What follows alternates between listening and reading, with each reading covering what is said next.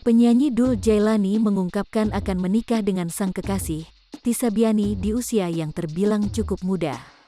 Kini berusia 21 tahun itu, Dul mengungkapkan telah mendapat restu untuk menikahi Tisa dari orang tuanya, Ahmad Dhani dan Maya Estianty. Hal itu disampaikan dalam kanal YouTube TS Media yang tayang pada Sabtu, tanggal 1 Januari tahun 2022. Insya Allah, nikah muda, ucap Dul.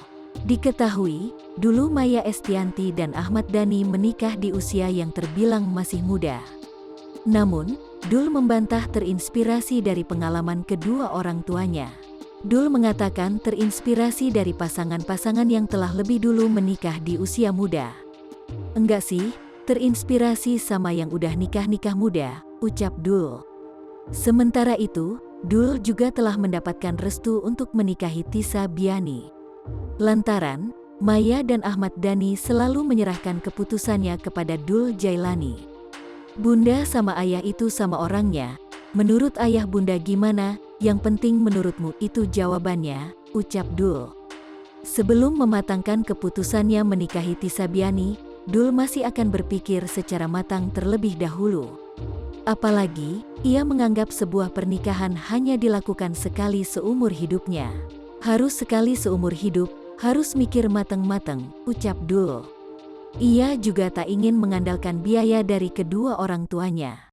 Dul mengaku gengsi apabila menikah masih mengandalkan uang dari ayah dan bundanya.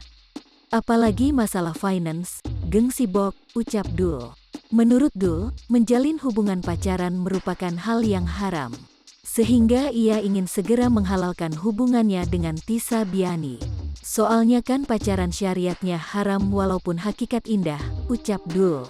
Apabila Dul memutuskan untuk menikah muda, maka kedua kakaknya, Al-Ghazali dan El Rumi akan dilangkahi.